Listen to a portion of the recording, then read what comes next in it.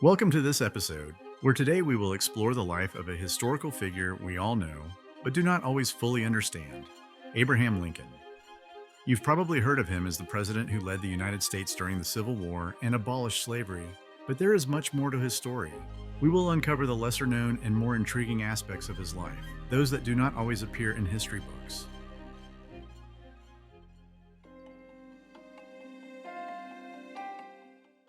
His grandfather's death. Captain Abraham Lincoln, the paternal grandfather of President Abraham Lincoln, moved with his family to Kentucky in 1781 to settle on more than 2,200 acres of land, which was still in dispute with Native Americans. On May 19, 1786, while working in his field planting corn with his three sons, Mordecai, Josiah, and Thomas Lincoln, the captain was fatally shot. Mordecai and Josiah, seeing the attack, ran for help. However, Thomas, only 8 years old and the future father of President Abraham Lincoln, was paralyzed with horror in front of his father's lifeless body. This tragic event deeply marked the family and highlights the dangerous and conflict-ridden environment in which the pioneers of the time lived. Thomas Lincoln almost got killed. On May 19, 1786, an incident that nearly changed the course of history almost occurred. Abraham Lincoln might never have been born if a tragic event had unfolded differently. On that day, Captain Abraham Lincoln, who was not directly related to the president but shared the same name, was shot dead in his cornfield. From the nearby forest, a Native American approached the scene to ensure the captain was dead. As the Native American neared the body to verify his work, a boy, paralyzed by the impact of the event, was present at the scene. The Native American, possibly intending to kill or kidnap the boy, was stopped at the last moment. Mordecai Lincoln II, a relative of the captain and uncle of Thomas Lincoln, Abraham's father, shot and killed the attacker before he could inflict more harm. This dramatic incident not only saved the boy's life, but also allowed Thomas Lincoln, the future father of Abraham Lincoln, to survive and continue with his life, leading to the existence of the future president. Lincoln's birth at the frontier. Abraham Lincoln was born on February 12, 1809, in a log cabin on a farm near Hodgenville, Kentucky. At that time, this area was part of the American frontier, a region in the process of westward expansion. His father, Thomas Lincoln, and his mother, Nancy Hanks, had joined the wave of pioneers crossing the country from the east in search of better opportunities and a new life. Thomas Lincoln, 28, and Nancy Hanks, 22, married on June 12, 1806. A year later, their first daughter, Sarah Lincoln, was born, and in 1809, Abraham Lincoln, who would become one of the most influential leaders in U.S. history, arrived. The Lincoln family lived in humble conditions on the frontier, where the opportunities and challenges of life in the West were very different from those in the more developed East. He traded various products on a log raft. At 16, Lincoln lived in Indiana when a local merchant offered him the opportunity to accompany his son on a trading trip.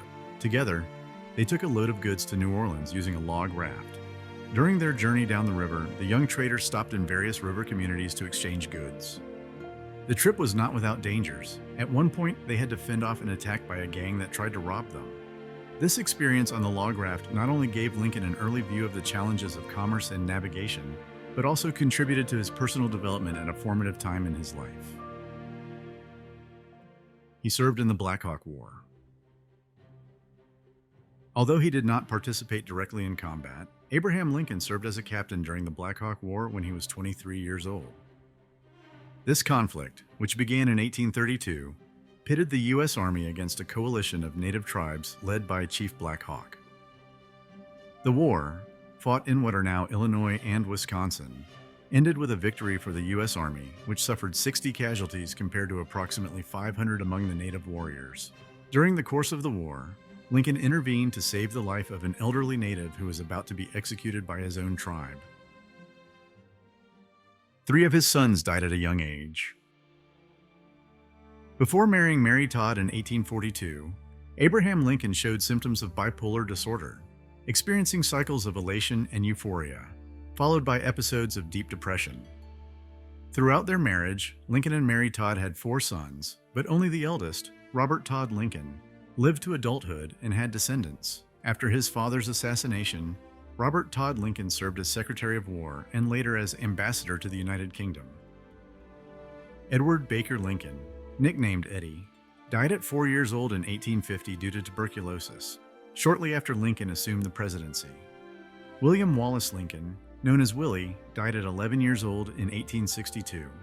Willie died in the White House from typhoid fever, likely contracted due to the poor sanitary conditions of the presidential residence.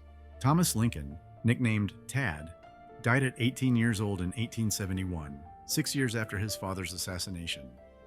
Although it was initially thought Tad might have had tuberculosis, it has been suggested that his death could have been caused by typhoid fever or complications related to the disease. He had to give up his re-election as a congressman. Abraham Lincoln gave up running for a second term in the House of Representatives due to his strong opposition to U.S. intervention in Mexico.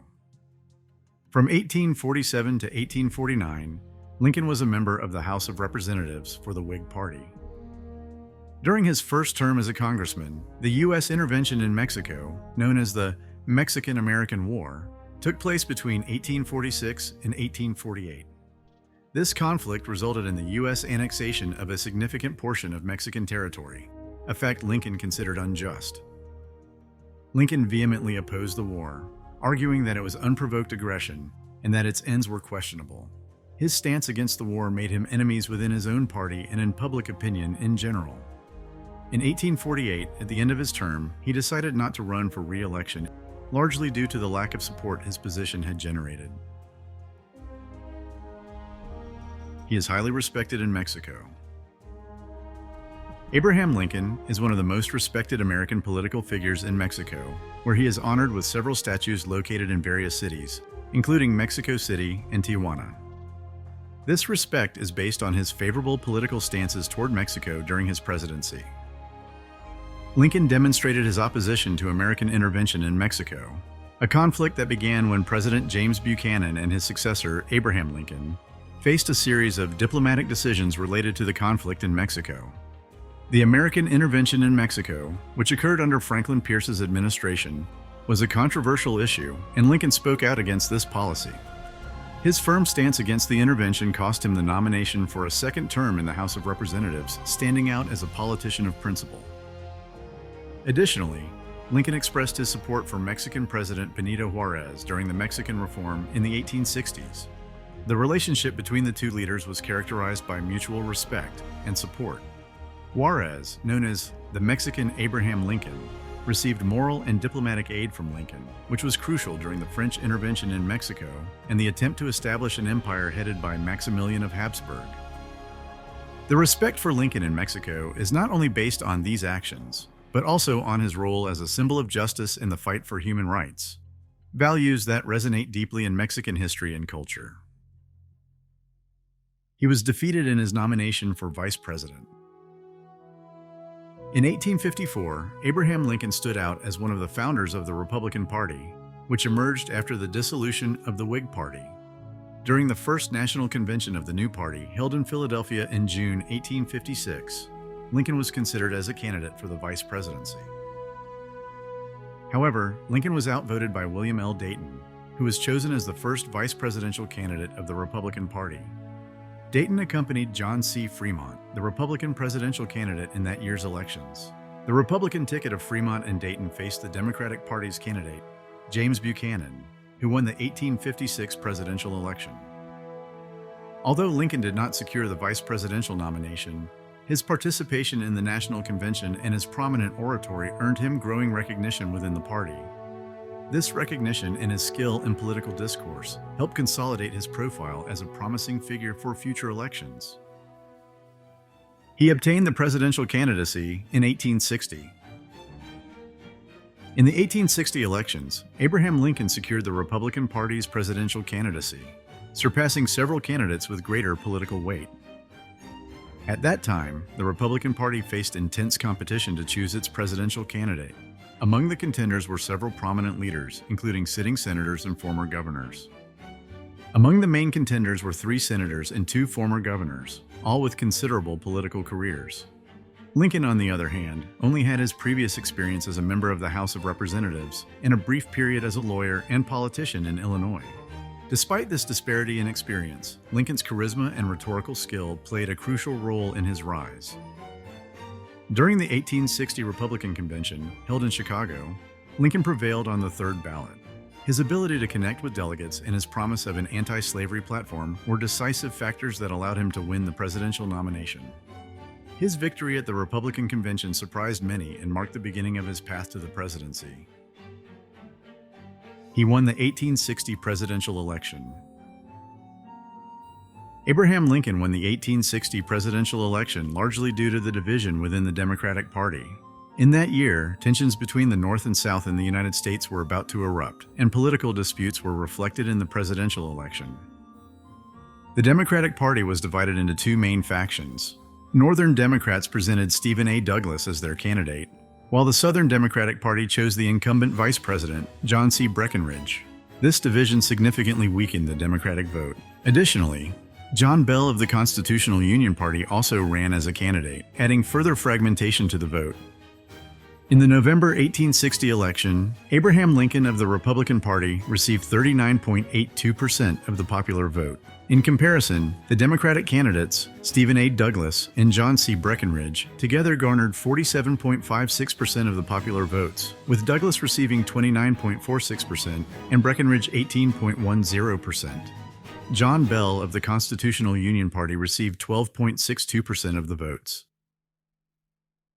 It is believed there was a conspiracy to kill him. Before his presidential inauguration, historians still debate whether the supposed plot to assassinate Lincoln in February 1861, on his way to the inauguration, had any real basis or was simply a product of the paranoia of the time.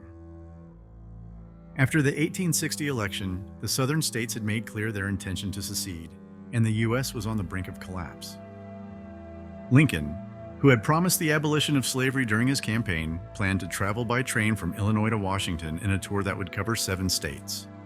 The main concern of his security organization, led by Allan Pinkerton, was his passage through Baltimore, Maryland, a slave state with notable hostility toward Lincoln's administration. Pinkerton, founder of the first detective agency in the United States, was convinced that Lincoln could be the target of an assassination attempt in Baltimore.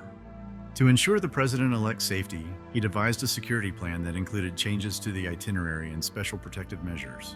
The plan involved disguising Lincoln and altering his route to avoid potential threats. He disguised himself as a woman. As a security measure to protect Abraham Lincoln's life during his journey to Washington, D.C., it was decided to disguise him as a woman.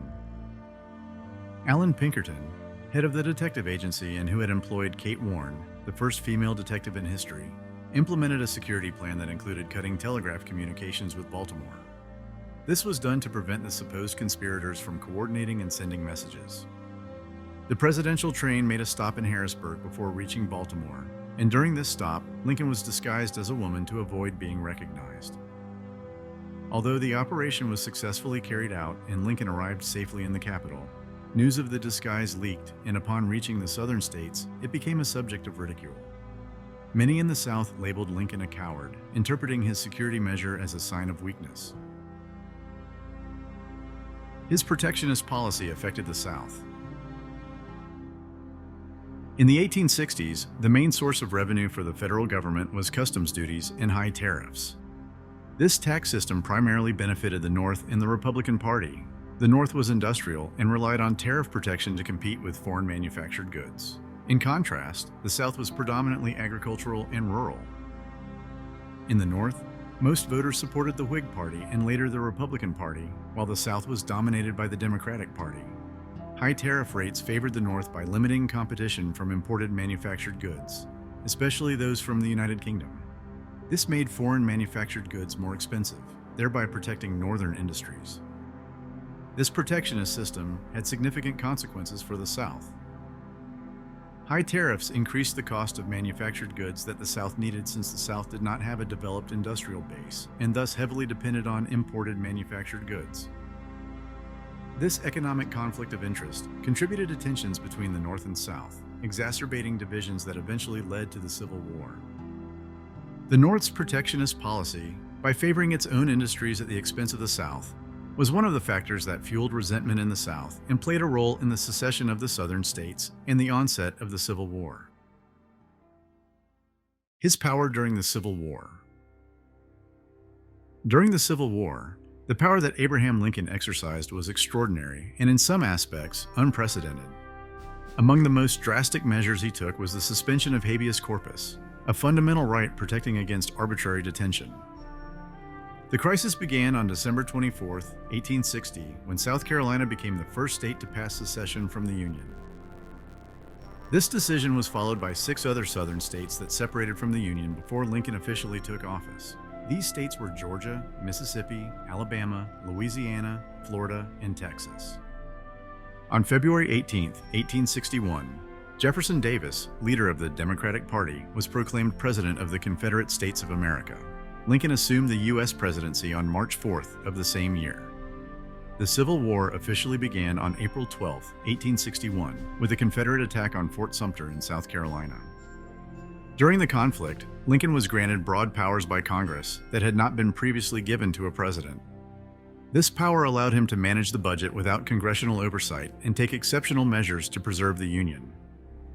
One of the most controversial actions was the suspension of habeas corpus, which allowed him to arrest and detain people without the usual legal procedures, arguing that these measures were necessary for national security in times of war.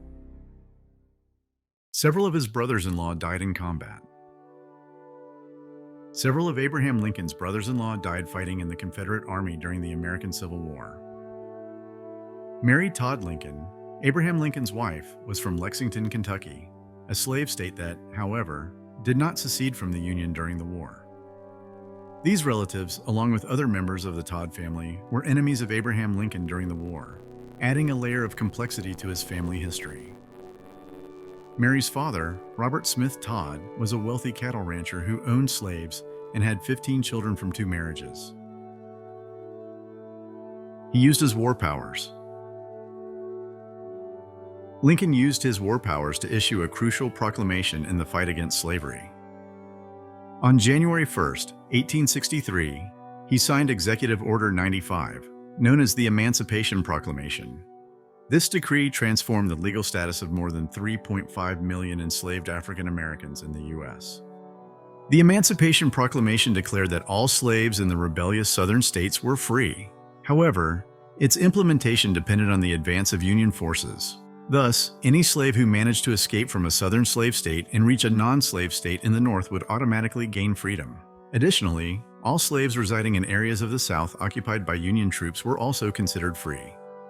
Although the Emancipation Proclamation did not immediately free all slaves in the U.S., as it did not apply in the border states loyal to the Union or in occupied territories, it was a decisive step toward the abolition of slavery.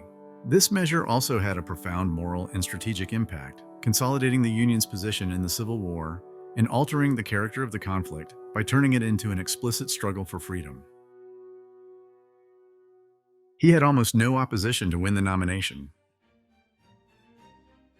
In 1864, the U.S. faced an unprecedented situation by holding a presidential election amid the Civil War. During the Republican convention held in Baltimore, Abraham Lincoln sought re-election with almost no significant opposition. The president secured the nomination by an overwhelming majority, receiving only 22 votes against him from the delegates. These 22 opposing votes were directed toward General Ulysses S. Grant, the prominent Union Army commander. However, Grant did not seek the presidency, nor had he authorized his nomination. His name was proposed more due to his prestige and the respect he commanded because of his military achievements, rather than a real desire to assume the role of president. The minimal opposition to Lincoln at the Republican convention reflected a strong consensus within the party about the need for stability and continuity during the war. Support for Lincoln was based on his leadership and trust in his ability to conclude the war and advance the abolition of slavery. The delegates' decision underscored the importance of maintaining firm and experienced leadership during a national crisis. He won 91% of the Electoral College, with 55% of the vote. In the November 1864 presidential election in the U.S., the specific electoral system led to a landslide victory for Abraham Lincoln in the Electoral College, despite a closer margin in the popular vote. With the Democratic Party in internal disarray, its presidential candidate, General George McClellan, received 45% of the popular vote. Lincoln, by contrast, obtained 55% of the popular vote. Lincoln achieved a decisive victory in the Electoral College by winning in 23 of the 25 states participating in the election. McClellan won only in 2 states, New Jersey and Kentucky. As a result, Lincoln received 212 of the 233 electoral votes at stake, or over 91% of the total, securing a commanding victory. Lincoln's victory in the Electoral College reflected strong support for his continued leadership during the Civil War and his anti-slavery policy. The wide margin in the Electoral College highlighted the rejection of McClellan and the Democratic Party at this critical moment in American history. He was assassinated while he was about to see a musical. Abraham Lincoln began his second presidential term on March 4, 1865, and the Civil War came to an end nearly 2 months later on April 9th with the surrender of Confederate General Robert E. Lee in Virginia. On April 14, 1865, Lincoln and his wife, Mary Todd Lincoln, attended Ford's Theater in Washington, D.C. to enjoy the musical Our American Cousin. That night, while they were in their box, a man approached Lincoln from behind and shot him in the head with a single bullet. The attacker, John Wilkes Booth, an actor who sympathized with the Southern cause, shouted, "Sic semper tyrannis," a Latin phrase meaning, "thus always to tyrants," before fleeing the theater. Lincoln's last law. On his last day as President of the United States, Abraham Lincoln continued with his usual routine. He read the morning newspapers, had breakfast, and began his workday, which included a meeting with his cabinet. Ironically, among the documents he signed that day was a crucial law for establishing a federal agency responsible for protecting the president and other high-ranking government officials.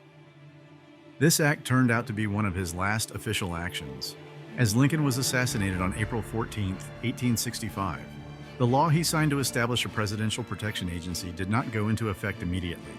In fact, the United States Secret Service, which was originally created to protect the president and other officials, was officially founded on July 5, 1865, approximately 82 days after the assassination that cost Lincoln his life in Washington, D.C. The creation of the Secret Service represented a significant effort to improve the security of national leaders in response to the threat posed by Lincoln's assassination and other attempted attacks during that tumultuous period. Lincoln's 9-hour agony. Booth injured his leg during his escape from the theater but managed to reach his horse and flee. Lincoln was attended to by young Dr. Charles Leal, who was at the theater and was one of the first to reach the president's side after the shooting. The president was taken to the home of William Peterson, located across the street, where he fell into a coma. At Peterson's house, Lincoln was placed on a bed in a small room on the ground floor. Around him, several prominent figures, including members of his cabinet and his wife, Mary Todd Lincoln, waited while the president struggled for his life. Abraham Lincoln died at 7 a.m. on April 15, 1865, after a 9-hour agony during which he never regained consciousness. His death marked the first assassination of a U.S. president and had a profound impact on the nation, which was emerging from the Civil War. The news of his death plunged the country into deep mourning and heightened tensions at a critical moment in American history. Lincoln's bodyguard's tavern visit. On the night of the assassination, April 14, 1865, Abraham Lincoln was assigned 4 bodyguards, including a police officer, John Frederick Parker, known for his fondness for alcohol. When Lincoln and his party arrived at Ford's Theater to attend the musical Our American Cousin, Parker was tasked with guarding the presidential box. Reports indicate that Parker requested and received permission to leave the theater during the performance. After receiving permission, Parker went to a nearby tavern to drink. It is unclear if Parker returned to the theater before the assassination. However, it is reported that Booth, Lincoln's assassin, also sought refuge in a nearby tavern after committing the crime. Booth took a moment to calm down and relax with a drink before continuing his escape. Parker's absence and Booth's visit to a tavern reflect the chaos and confusion surrounding the tragic event. The lack of vigilance at the presidential box allowed Booth to enter and carry out Lincoln's assassination without being stopped. Booth killed April 26, 1865. After fleeing Ford's Theater, where he shot Lincoln, John Wilkes Booth headed to Virginia, receiving protection from Confederate sympathizers along the way.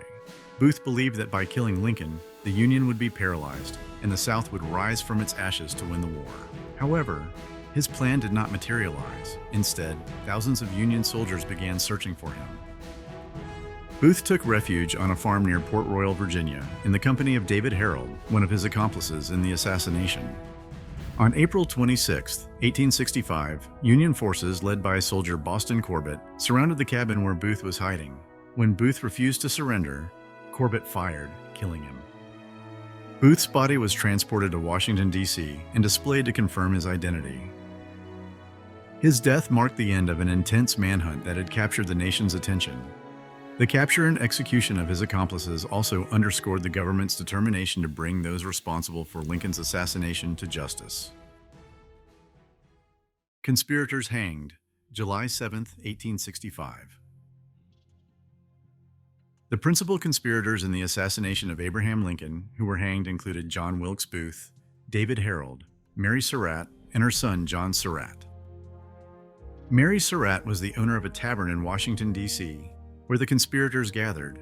Initially, they had planned to kidnap the president in March 1865, but later changed their plan to assassinate Lincoln. Mary Surratt was executed on July 7, 1865, becoming the first woman to be hanged under a federal sentence. Her execution took place in Washington, D.C.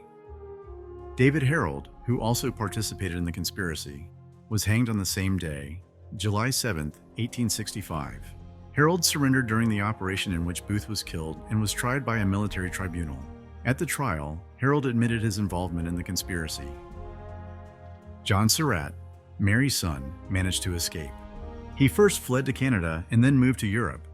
He was captured in Egypt in 1867 and returned to the United States, where he faced trial but was ultimately acquitted. The trial and execution of the conspirators reflect the Union government's resolve to seek justice after Lincoln's assassination and maintain order during the turbulent period following the Civil War. Lincoln's funeral train.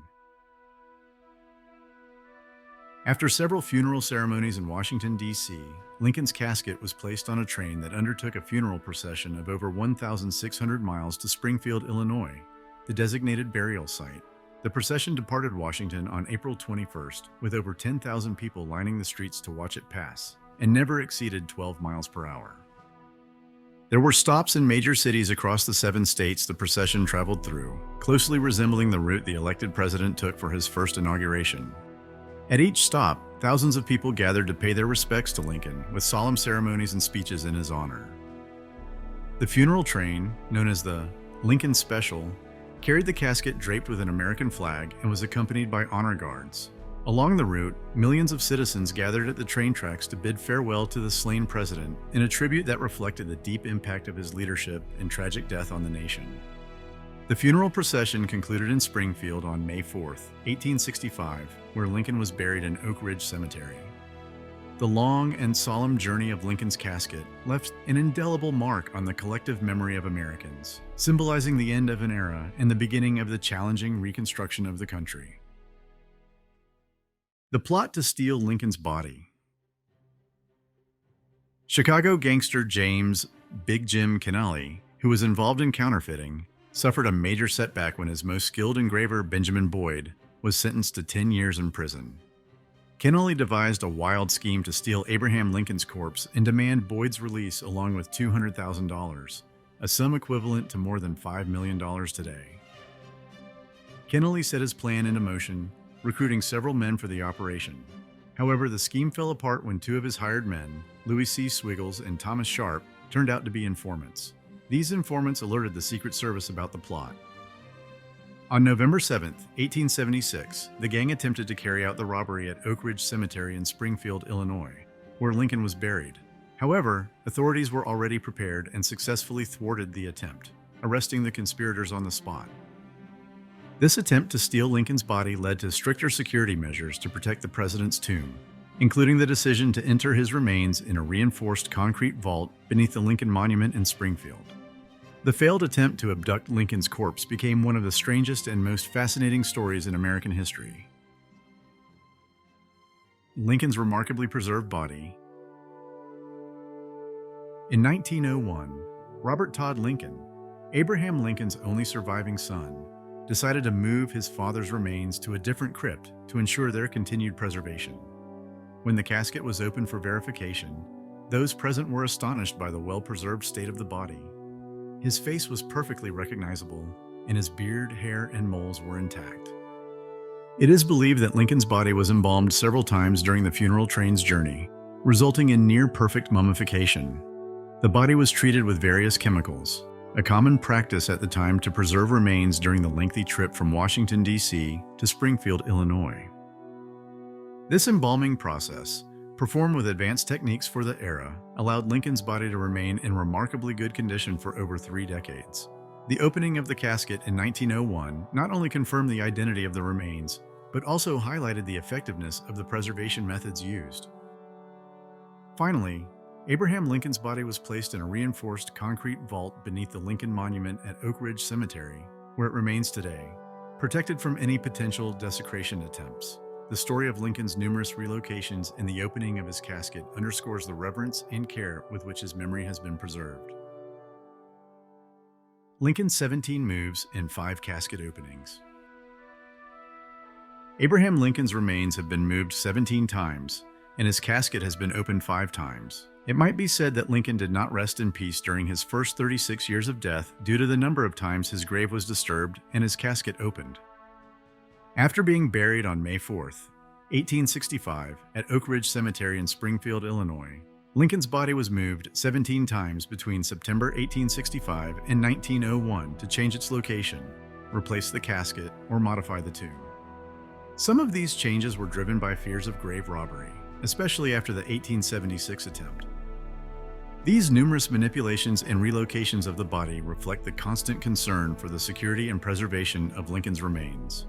Finally, in 1901, his son Robert Todd Lincoln supervised the last relocation, ensuring that his father's body was interred in a reinforced concrete vault beneath the Lincoln Monument at Oak Ridge Cemetery. This final effort ensured that Abraham Lincoln's remains were protected from future desecration attempts and allowed him to rest in peace. The history of his numerous relocations and the opening of his casket highlights the veneration and care with which the memory of the slain president has been treated. Controversies over Lincoln's sexuality. The first hints of a possible homosexuality of Abraham Lincoln emerged in 1926, when Carl Sandburg published Lincoln, The Prairie Years, a biography of the president. This theory was partially supported by psychologist Frank O. Houghton, but has been debated ever since. Subsequent studies have also addressed the issue, generating a variety of opinions. Psychologist Kees Streep and some other researchers have suggested that Lincoln might have had a homosexual orientation based on his personal relationships and correspondence. However, many historians and biographers have refuted this theory, arguing that there is no solid evidence to support the claim that Lincoln was homosexual. Biographer Michael Burlingame has noted that while it is possible Lincoln had homosexual experiences, it is highly improbable that he was predominantly homosexual. Burlingame and other scholars suggest that the evidence is insufficient to confirm a specific sexual orientation for Lincoln. On the other hand, authors like Andrew Sullivan and Gore Vidal have argued that the question is not whether Lincoln had homosexual inclinations, but to what extent. These views reflect the controversy and complexity surrounding the topic, underscoring that Lincoln's sexuality, like many aspects of his private life, remains a subject of speculation and debate. It is important to note that the lack of definitive evidence means that the question of Lincoln's sexuality remains open to interpretation and further investigation. Lincoln's notable firsts as president. Abraham Lincoln holds several notable firsts as President of the United States. He was the first president to wear a beard, a style that began with his election and later became fashionable among men of the time. Additionally, Lincoln was the first president to be photographed during his inauguration in 1861, marking a milestone in the visual documentation of presidential events. Another notable first is that Lincoln received a patent in May 1849. The U.S. Patent and Trademark Office granted him patent number 6469 for a device intended to refloat boats stranded in sand.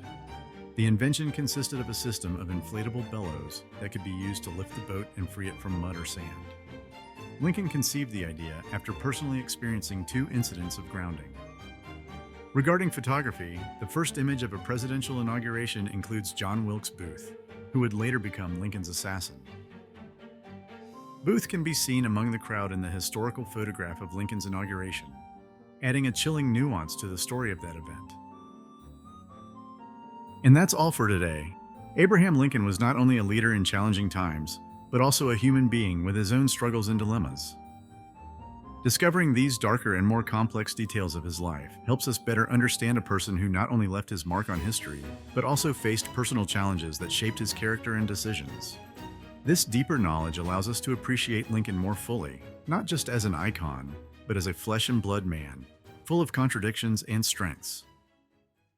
We hope you enjoyed this closer and more personal look at Abraham Lincoln's life. What part of his story surprised you the most? Let us know in the comments. Don't forget to like the video, subscribe to our channel, and hit the bell icon so you don't miss any of our historical explorations. Thanks for joining us, and we'll see you in the next episode.